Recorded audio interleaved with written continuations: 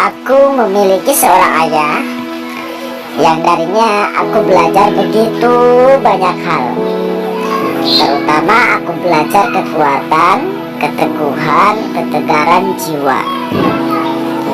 Ya, kuat, teguh, dan tegar dalam menghadapi setiap kenyataan. Aku tidak diajarkan untuk menjadi ini, menjadi itu, pengen seperti ini, pengen seperti itu. Tetapi aku diajarkan untuk menjadi orang yang siap jadi apapun. Sempat aku berpikir aku ingin menamakan diriku dengan El Najmi, yang berarti bintang. Bintang itu indah, penuh filosofi yang bisa aku ambil maknanya dalam kehidupan ini. Bintang itu dia tidak akan menampakkan dirinya ketika matahari masih bersinar. Namun ketika malam gelap gulita, mentari tidak ada, maka bintang akan menyertai rembulan, menghiasi malam itu dan menjadi petunjuk bagi orang-orang yang tersesat. Ya, aku ingin sekali seperti itu. Aku ingin, ya aku bukan siapa-siapa, namun aku akan hadir di saat ada sesuatu yang orang lain tidak bisa. Aku ingin sekali hadir hanya saat orang lain tidak mampu. Namun saat banyak orang yang mampu, banyak orang yang bisa, aku hanya diam, hanya menyimak, dan aku hanya mengikuti orang-orang tersebut. Aku sudah terlatih hidup mandiri sejak dari kecil.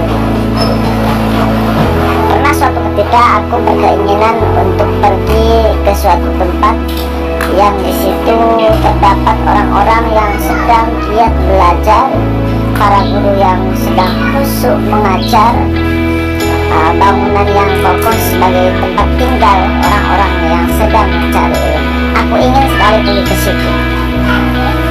Keinginanku menjadi tekad yang kuat. Aku berusaha untuk sampai ke tempat itu, tapi aku tidak punya apa-apa. Malam hari aku dipanggil oleh ayahku.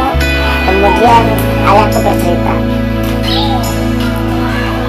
Aku gak yakin ini sebuah kebenaran tentang cerita yang ayahku sampaikan. Namun darinya aku bisa mengambil pembelajaran. Ayahku bercerita, suatu ketika Nabi Sulaiman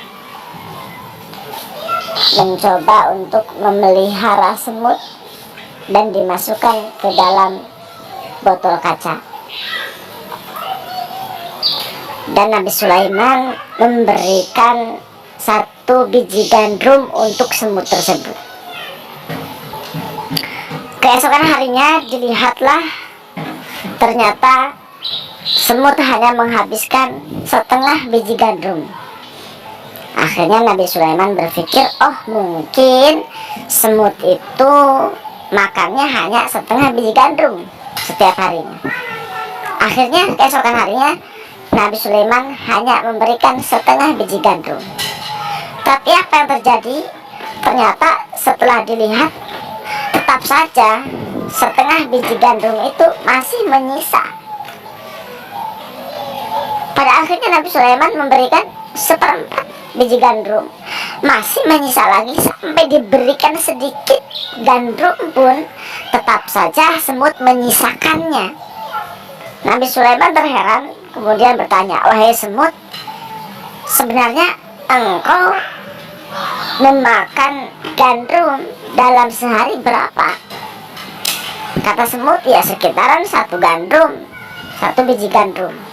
Nah terus kenapa setiap aku memberikan gandum, satu nyisa, setengah nyisa, seperempat nyisa, dan semua disisakan? Apa kata semut? Wahai Sulaiman, di alam sana Allah yang menjamin rezekiku, sehingga aku tenang-tenang saja hidup. Karena Allah Maha tahu, Allah Maha melihat, Allah tidak pernah lupa dan tidak pernah tidur. Allah juga Maha kasih dan Maha sayang. Tapi saat aku di sini, engkaulah yang memberikan aku makan. Sedangkan engkau adalah manusia, tempatnya lupa, tempatnya salah, tempatnya bosan. Apapun bisa terjadi dengan dirimu. Aku tak ingin hanya karena kau lupa, atau hanya karena kau marah, atau hanya kau bosan, kemudian hidupku menjadi terancam. Nah, dari cerita tersebut, kemudian ayahku menuturkan kepadaku bahwa kita harus qanaah, kita harus tawakal kepada Allah, menerima apa adanya dan berserah diri kepada Allah. Tidak boleh menggantungkan hidup kepada manusia, siapapun itu, termasuk orang tua, termasuk sahabat, siapapun itu. Kita tidak boleh menggantungkan hidup kepada manusia. Kenapa? Karena manusia suatu saat nanti bisa lupa, manusia suatu saat nanti bisa salah, manusia suatu saat nanti bisa bosan. Tapi gantungkanlah pengharapan hanya kepada Allah Subhanahu wa Ta'ala, karena Allah zat yang maha mengetahui, maha memberi, tidak pernah bosan, tidak pernah lupa.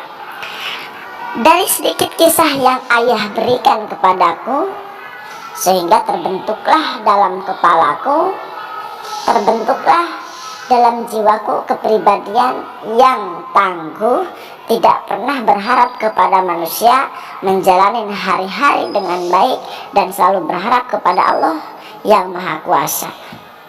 Aku pergi, aku melangkah dari tempatku waktu itu menuju ke tempat pendidikan yang begitu sangat, bagiku sangat luar biasa dan sangat mewah sekali, tanpa membawa apapun.